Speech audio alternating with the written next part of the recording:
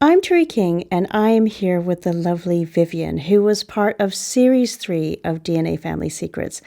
And Viv, when you came to us, you were wanting to find your sister. So I know the story was that your mum was incredibly young. She's 17.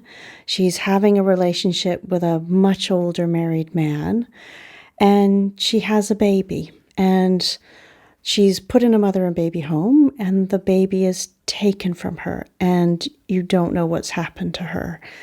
And that's who you wanted to find. All you knew was that her name was Veronica. So tell me about what was happening with your mum and how all this came to be. My mother had had this little baby right back in early 1944, around that time, in a baby home in Ireland. It was Easter time. She went to church. It was a Maundy Thursday. And when she got back, the baby was gone. And she just went berserk. She went hysterical. She just wanted her baby. She then left Ireland because she just wanted to blot out the memory. And she went to Crosby and was part of a midwifery nursing home. And she loved it. I don't know how she could cope because she loved the babies and knowing she'd lost a baby. But I don't know, it must have been a comfort for her. And she absolutely adored it. But her and her sister in Ireland were very close. So she wanted to get her sister across. It was Auntie Teresa, but I couldn't say Teresa. I called her Dida, and she was Dida all her life. So they then came to Manchester and they became waitresses in this, it was called Happy's, this cafe down in Rusholme. And they were so happy there. And even the guy that owned it, he loved them and he looked after them really. He was like a father figure to them. But she was still in love with Nicky. He was a cousin of her sister's husband. So she used to go over to see her sister who had 5 children, and it was St. Patrick's Day. So she went across to Ireland, and of course she was with Nicky, and Mummy conceived me. Then obviously I was born, she had a baby, but she did still continue to go over to see Nicky because of her family being there. And then eventually Auntie Phyllis and Uncle Jimmy fell on hard times, and Mummy said, come to England and start again. And that was sort of the beginning of the end of her and Nicky. But she had her baby now, but obviously still pining and wanting Veronica as well, with no means of finding her. So Nicky was this married man who she'd been having this relationship with, had Veronica, still had the relationship going, and then had you. Yes. So let's take it back a little bit, because your mum was really young, wasn't she, when she fell pregnant with Veronica? And she was 17. Yeah, and it was a difficult situation because Nicky, who was the father, was married at the time. Obviously, this is a period where it is completely frowned upon to have a child out of wedlock. So what happens? What does he do for your mum? How do they deal with it? He sends her to a mother and baby home in Dublin? Well, that's what I believe. And Mummy understood she was going to keep the baby. I mean, I don't know what their plan was. I mean, I don't want to be stepping on anybody's toes, but I know he wanted to go to Liverpool with Mummy and leave his family. You know, he was in love with her, but she couldn't do it. She couldn't, on her conscience, let him leave a family of, I think he had 4 children. So there's no way that was going to happen. So she just became independent. It was tough for her, but she came over here and she loved it, and she was removed from him. But of course, Auntie Dida didn't like it, and they were inseparable. I mean, all their lives. She was just her rock. I don't know what she would have done without her, because although Mummy was very strong in lots of ways, she was ill. She was sick, physically as well as mentally. So she's got this baby. She's 17. She thinks she's going to be able to keep the baby. Yeah. But what happens? So Easter Sunday, she goes to church. No, she went to church on the Maundy Thursday. So she just went to church, started the Easter holidays, and came home thinking her baby was there, and it was gone. As I say, she went berserk. She went hysterical. I can't even imagine. You'd be frantic. Well, she was broken, totally broken. And they wouldn't tell you anything. You know, they more or less told you to put yourself together. And, you know, you were frowned upon, this unmarried mother, you know. And but the relationship continued with Nicky, which is how, you know, eventually she has another baby. Nicky's thought to be the father, and that relationship continued for quite a long time, didn't it? A long time. I mean, she was in love with him. She loved him so much. And then obviously when she conceived me, Then that was her life. She got a baby. And I don't recall Mummy being with anybody for many a year. And then I'd say to her, look, I'm going to go off and get married. I don't want to leave you. You know, you have to start going out. And she'd come out with us. Or she would occasionally see people. But her heart was always with Nicky. She wasn't really interested. So you're an only child and you're growing up. So when did you find out that you had a sister? How old were you? Well, I knew something was going on because she was always poorly, but they didn't say anything to me. But I think when I was around, probably 8, because I was asking, who's my father? And of course she said, you know, you're not going to like it. And right away I said, it's Nicky. So I guessed it. But I didn't have a lot to do with him. He was in Ireland, and by then Mummy had severed it anyway, because Uncle Jimmy and Auntie Phyllis had come to live here. And then obviously she then told me that I have a sister. And of course I was, why can't we find her? You know, I always wanted a sister. And she said, well, you know, what happened? And there's no way or means of finding her. So, but she says, I've got you and you're so precious, you know. And that was the end of it. And then as we got a little bit older and I got older, sort of talking to her again, I said, well, can't we do anything about this? And I mean, she wanted to find her. I mean, she loved her. But she thought, what can I do? You know, I don't think Nicky really knew. He didn't say. Well, they weren't in touch then, to be honest. But and it's difficult because in that period, quite often, if babies are adopted quite young, they would be immediately given the name of the new family. There might not be records of it.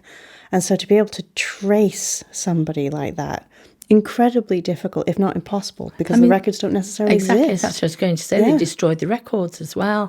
So she'd just given up as a hopeless cause, as much as she wanted it to happen, and she would have loved to have found Veronica. But then obviously through DNA and yourself, you made it all happen. Because I remember when you came and talked to me, and there were a couple of things. So it was like, first of all, we don't quite know when she was born, but we thought she's probably late 70s, maybe even 80 by this point, giving the timing. And I thought, well, she might not still be alive. So I went through that. And then the second thing is that in order to find a sibling, it needs to be them and their children who are on the databases already. So it's that thing where it's really potentially quite difficult to find a sibling like that who's missing on the databases. So we knew that it was going to be a bit of a long shot potentially. But when we did the DNA testing, somebody turned up on the database and they had a Veronica in their family tree. And of course, I'm thinking, is this right? Have they kept her name? Which is incredible. Yeah. I got in contact with them and they didn't know terribly much about this Veronica. So, you know, ended up talking to some of their relatives. And then one of them did a DNA test for us to just confirm. And that showed that this was your sister, Veronica. I can't tell you the kind of like the goose pimples you get when you find somebody. Yeah. And being able to tell you that this was your Veronica, this was your sister. And I remember we were both in tears when I was telling you this when we were filming. That's absolutely. I mean, and to know they kept her name, because that for me, for Mummy's sake, I thought, oh, that's just wonderful for her. She'd just love that to know that she'd had a name as well.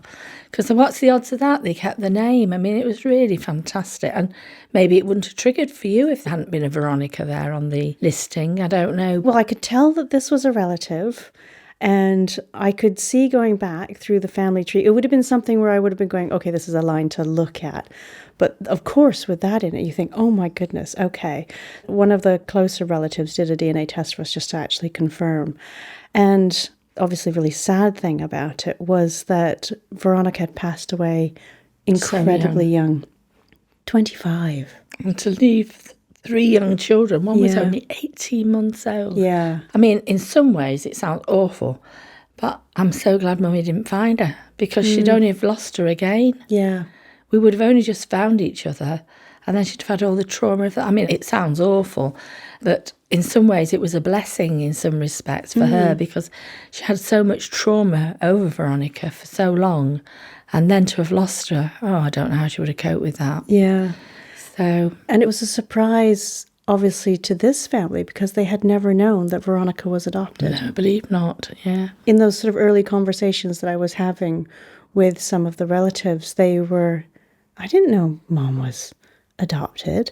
And then they went and spoke to some of their relatives and they said, oh yeah, a whole bunch of us we were adopted. So very casual about it. Yeah. I only can think of maybe with her dying so young, the father didn't want to, he let it go with her, to me. It was another shot for the children in some respects. Yeah. But yeah, they said the same. They had no idea till I came along, making this query of who my sister was. So yeah, it's amazing, really. And it was lovely because I was able to put you in contact with, these are your nephews and nieces, and now they have gained a auntie, and you were able to show them pictures of what their biological grandmother would have. I think they would have loved to have met Mummy if, it was sad really. But Teresa, the mannerisms and everything that Teresa's got is really my mother. Yeah. It's quite amazing. So Teresa's Veronica's daughter. Yeah. And to be called Teresa, which my mother's, favourite sister, they were inseparable, although we called her Dida because I couldn't say Teresa. That was another sort of blessing. It was just wonderful to know that Veronica had named Teresa. Yeah. I mean, I'm sure there wasn't the connection. It's just fluky, but it just made me feel so happy for Mum again. Yeah. And you're talking there about just how emotional all of this is. And we had something else to tell you. So there was a twist in terms of when I was doing the DNA analysis, I could see something that was potentially going to be even bigger than finding your sister. Because what happens is we do your DNA test, and at the same time I'm building out your family tree, and I could see that you were getting this relationship to this family. This is clearly through your mum's side. And I knew your dad's name, what it was supposed to be. And a few things were happening. One was you were getting absolutely no matches with anybody that I would expect that would link back to that family. And the second thing is that when I was looking at your ancestry, it was coming back as 50% Jewish, and that obviously did not fit at all with what we knew about who you thought your father was. And what we didn't want to do during the filming was bombard you with everything at once. So it was very much a case of, we've found Veronica's family, and for you to know who they were and talk to them. And I remember when we were filming, so Lucy, the series producer, and I sort of said to you, look, there's a little bit more information, but we don't want to hit you with everything at once. Have you got time to chat? And we arranged, didn't we, to speak to you the following week. You said, can Mark be with me, which I think was, obviously understand. I mean, you did the right thing. It was absolutely the way you handled it. But I'm sort of, my mind's working overtime now, thinking, what is going on? I've got the information I need. What could they possibly want to know now? Yeah. And then obviously we had the meeting and it was a hell of a shock. Yeah. For me, I was shocked more for Mum. To me, I wanted to protect her. I thought, what is going on? I mean, at first I didn't quite catch on. I mean, Mark was saying, no, Mum, because I was saying, well, she looks so like Nikki, because I'm thinking it's to do with Veronica. But of course it was me. And of course, it was a bit of a blow in a way, but it was incredible how I loved him. And yet it was only a name and a figure. I hadn't really had any relationship with him, but he meant a lot to me. And of course, now all of a sudden, he's not my father. No. And I'm back to square one. I've got half a sister. I was on a high and then I was right down. And then I'm thinking, Mummy, what's going on? So all these questions and things are whirring around in my head and I'm not really able to digest it all. So I did feel a bit confused and upset. Yeah. I mean, I basically had to say to you, look, Veronica's not your full sister. I could see from the DNA matching that the amount of DNA sharing was too low. Yeah. It couldn't possibly be a full sibling, but also your results were coming back that showed this could not possibly be your father. So you clearly had separate dads, and to have to sit down and to tell you that, and I'm very much aware when I'm doing this just how big this news is going to be, because you will have grown up with this idea as to who you are and who your parents are and what your ancestry is.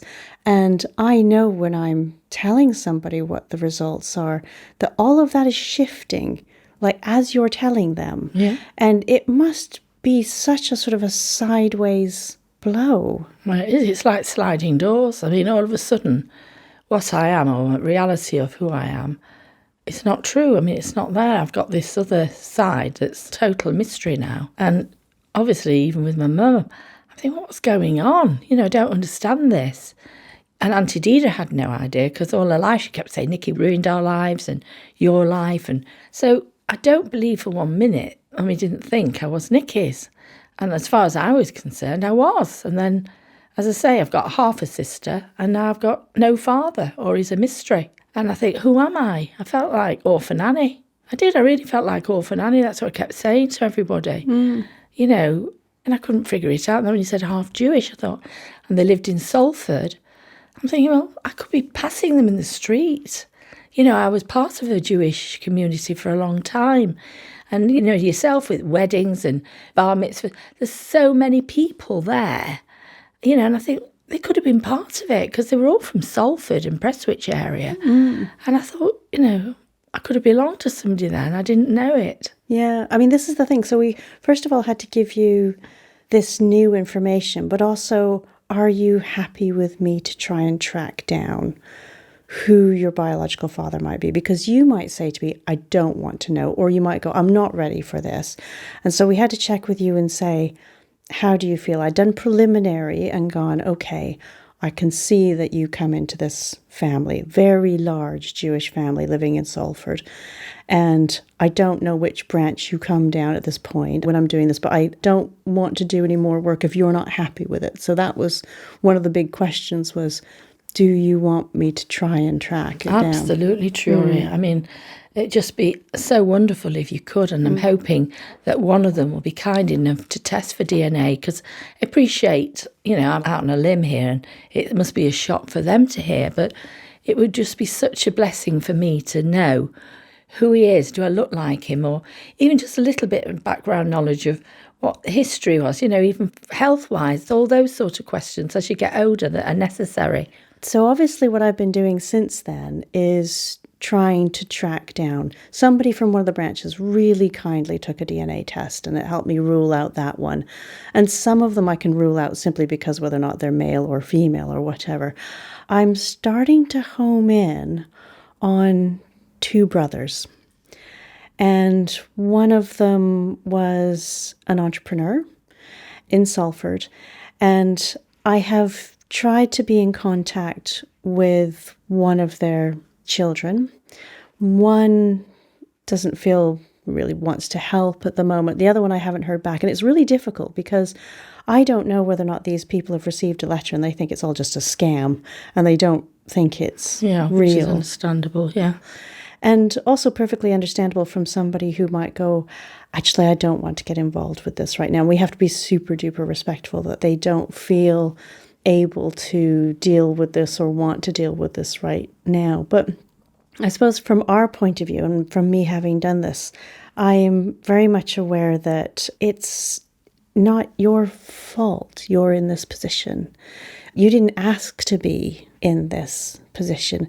We've talked about this a lot. You don't want anything. You just want to know. Yeah, exactly.